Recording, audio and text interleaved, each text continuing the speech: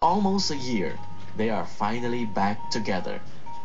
Ang pinananabikang Balik-Tambalan magaganap na sa inaabangang pelikula ng taon.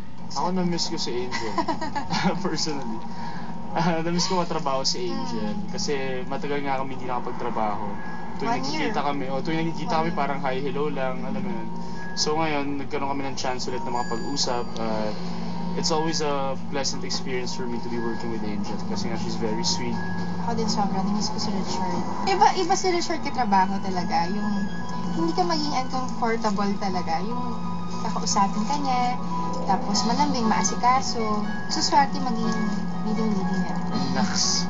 Kasabay ng pagbabalik ng tambalang Richard at Angel, nagbabalik din ang pelikulang inaabangan sa ika-5 nitong presentasyon, ang Mano Po 5, Gwa ID. But some things are going to be different this time between Angel and Richard and with Mano Po 5. Ito siguro yung first na romantic comedy.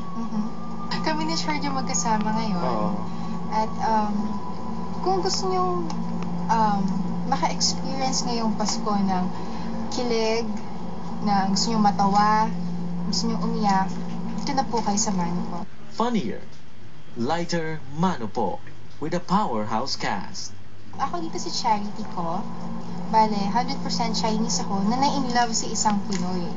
Tapos meron akong family na kakaiba pero lovable. Ako naman si Nathan, isang regular Filipino guy na in love sa isang babae na hindi ko alam nung una na 100% Chinese pala siya. And then I come in as a 100% Chinese, tapos ako yung mas pinapabora ng pamilya. And then, so doon umiikot yung story, bale. Ang role ko dito ay si Amma, yung lola ni Angel Locsin. Siya ay isang chef. Yung role ko pa dito sa movie na to ay singer din, tapos someone who goes around Asia. So medyo kapareho nga ng konti. So it's easier in that aspect. Ang kailangan ko lang talaga lagyan ng buhay ay yung my love interest with Angel. Sinasabing ito ang pelikulang magpapakita sa atin ng mas mature at mas daring na Angel Locsin at Richard Gutierrez. They even lost count of their kissing scenes. Hindi naman, mga 20 lang. Konti lang, mga 25 kissing scenes lang. We've had more. Joke. There may be a younger cast this time, but the reputation of Mano Po movies still radiates professionalism and hard work. Siguro pinakauna na yung hirap pag-aralan at memoryahin ng mga Chinese lines kasi nga hindi naman tayo nakakaintindi ng incheck. Napakaswerte namin ni Richard na nabigyan kami ng chance para makatrabaho sa direksyon. Hindi pa talaga siya. Ang dami kong natututunan sa kanya. He's a great director, nasabi ko talaga. And very professional. In the end, Mano Po 5 Gwa ID teaches us the greatest lesson in life. Kung mahal mo talaga isang tao, walang makakapigil sa'yo. Kahit na family, culture, tradition. Yeah. Love just goes beyond cultural boundaries. That love conquers all.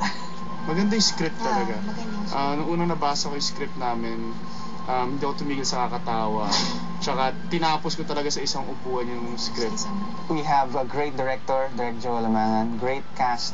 This time it stars young people like Angel and Richard as the focus of the story. And this is now, for the first time, a romantic comedy that's never been done before. The best actors and actresses in the industry, they're all here in this movie. I was quite impressed with Angel and Richard and Christian, these 3 young people. I was impressed by their dedication. I was impressed by their focus.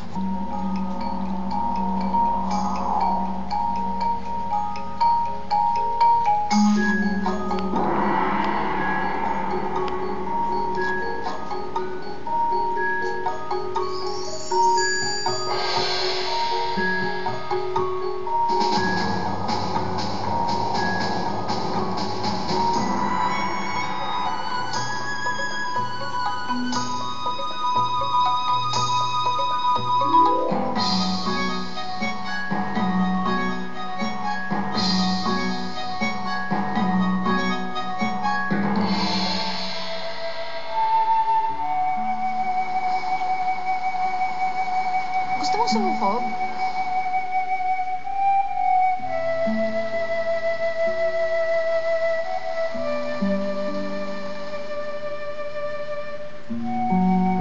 Nathan, 100% Chinese ako. Hindi dapat ako na-in-love sa'yo eh. Pero ipapakilala na kita, Nathan, dahil sigurado na ako sa'yo. Sige na. Ngayon lang ako nakita ng bahay ng may security guard. Sarap to. Luto, misis ko yan. Nathan?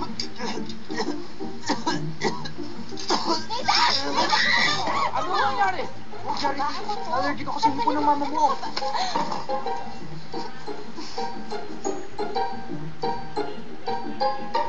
Timothy, eto Nathan. May kamukha ka. Felix yan? Yung sikat na singer sa Singapore? Ako rin yun. Ikaw, what do you do? I'm a veterinarian. Walang palya, animal signs. Masyado mababa compatibility inyo, Nathan. Ma, ano sila ng Chinese zodiac? Wala naman spark. Kung kayo hindi tugma, walang spark-spark. Ano tingin ninyo sa sarili? Meralco? May spark? I think it's the perfect time to make a toast. Sorry! Ako na lang po maghahatid sa inyo. Ikaw? Meron sasakyan? Ito, oh. Ha? Sa kami dyan sakay? Hindi! Galaw-galaw! Ma, Stop it!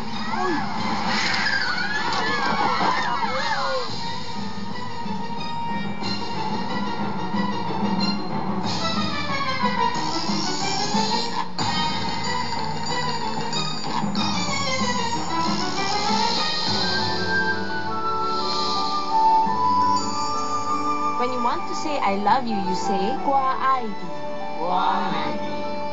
Tosha. nag-aaral mo siya mag-Chinese. Di si Evin Piakbue. Aso? Ikaw. Siguro kahit anong gawin ko, hindi na ako matatanggap ng pamilyang yan. Minsan lang dating pakilig. Pakito hanap mo. Huwag mo pakawala. Basta pag kailangan mo ako, nandito lang ako. Nakita ko, ang sweet-sweet nyo. Ano ba pinagsasabi mo? Nagsiselos ka ba? Charity, hindi umaalis sa akin magselos. Malalim na ang history niyo ni Timothy. Tayo. Nathan! Kung ano man ang naging problema ninyo ni Charity, sana wag maging hadlang sa mga ambisyon mo. Tayo sa Timothy, tuloyin yung kasal! Tama na! For once, pwede pong huwag naging sarili niyo o yung tradisyon ng isipin niyo! Sarili ko. Ano ikaw gawa dito, ha? Alam ko ayaw niyo sa akin dahil hindi ako Chinese. Kayo hindi pwede, Charity. Kayo ibang mundo. Mahal ko siya. Ikaw huli na. Payag na Charity pa kasal, Timothy. My heart